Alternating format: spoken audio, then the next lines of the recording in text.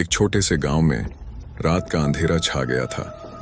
गांव के लोग हमेशा रात को बाहर नहीं निकलते थे, क्योंकि उन्हें पता था कि रात में एक भयानक राक्षस उनके आसपास घूमता था।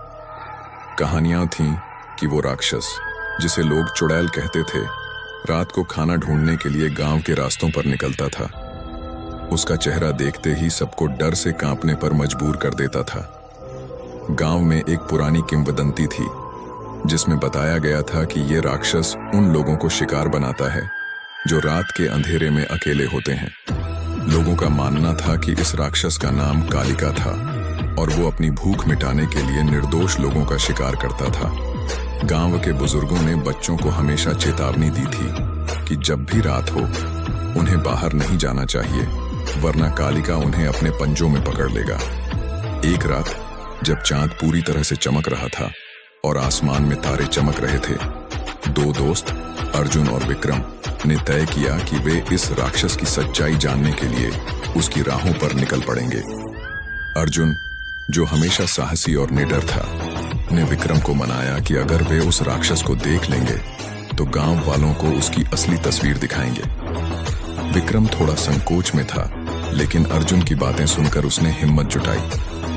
जैसे ही रात बढ़ी, दोनों दोस्त एक पुरानी मंदिर के पास पहुंचे, जहां से उन्हें कुछ अजीब सी आवाजें सुनाई दी। मंदिर के आसपास का माहौल भयावह था और वहां की चुप्पी में सिर्फ उनके दिल की धड़कन सुनाई दे रही थी। घर से दूर उन्होंने देखा कि एक बड़ा सा साया मंदिर की तरफ आ रहा है। डर की वजह से दोनों ने एक दूसरे का हाथ मजबूती से पकड़ा। उस राक्षस का चेहरा अंधेरे में भी चमकता हुआ दिख रहा था और उसके दांत इतने तेज थे कि वो शिकारी के हथियारों से भी खतरनाक लग रहे थे। चुड़ैल ने सबसे पहले एक किसान को देखा जो रात को अपनी खेती की देखभाल कर रहा था। किसान की चिंता उसकी आंखों में साफ दिख रही थी, लेकिन उसे यह नहीं पता था कि उसका अंत निकट है। राक्षस ने चुपके से उस पर हमला किया और कुछ ही पल में वो किसान गांव के बीच में गिर गया। अर्जुन और विक्रम ने देखा कि राक्षस ने किसान को मारकर उसका मांस खा लिया।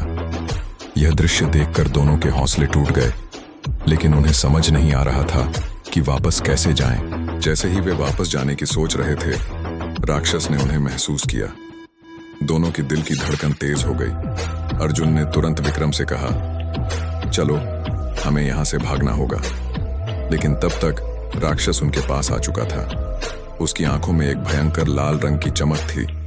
उसने गुस्से से गरज कर कहा, तुम्हें भी भूख लगी है और मैं तुम्हें छोड़ने वाला नहीं। अर्जुन और विक्रम डर के मारे भागकर मंदिर के अंदर घुस गए, पर राक्षस उनके पीछे था। मंदिर के अंदर उन्होंने देखा कि वहां एक पुराना यंत्र था जो राक्षस से लड़ने का एक तरीका दिखाता था। यंत्र पर अजीब से संकेत बने हुए थे जो शायद उन्हें राक्षस से निपटने में मदद कर सकते थे। दोनों ने मिलकर उस यंत्र का इस्तेमाल करने का फैसला किया। जैसे ही उन्होंने यंत्र का उपयोग किया, मंदिर की दीवारें चमकने लगीं और एक भयानक आवाज सुनाई दी। राक्षस ने गुस्से से गरज कर कहा, तुम मेरे खिलाफ कैसे कर सकते हो? लेकिन अर्जुन और विक्रम ने हिम्मत नहीं हारी।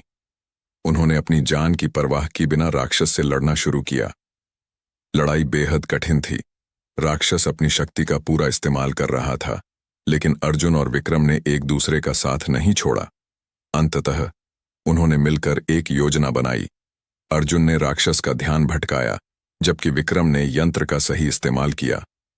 अंत में अर्जुन और विक्रम ने राक्षस को हराकर गांव की सुरक्षा की। रात्रि भर की लड़ाई के बाद सब लोगों ने मिलकर राक्षस को हमेशा के लिए गांव से निकाल दिया। तब से गांव में रात को बाहर निकलने का डर खत्म हो गया। लोग फिर से रात का आनंद लेने लगे, लेकिन लोग हमेशा याद रखते थे कि कभी-कभी अंधेरे में कुछ ऐसा छुपा होता है जो हमें हमेशा सताता रहता है। कहानी का समापन इस कहानी से यह सीख मिलती है कि जब तक हम डर का सामना करते हैं, तब तक हमारी हिम्मत और दोस्ती हमेशा हमें जीतने की ताकत देती है। यह भी दर्शाता है कि असली साहस वही है जो कठिनाइयों का सामना करते हुए भी पीछे नहीं हटता।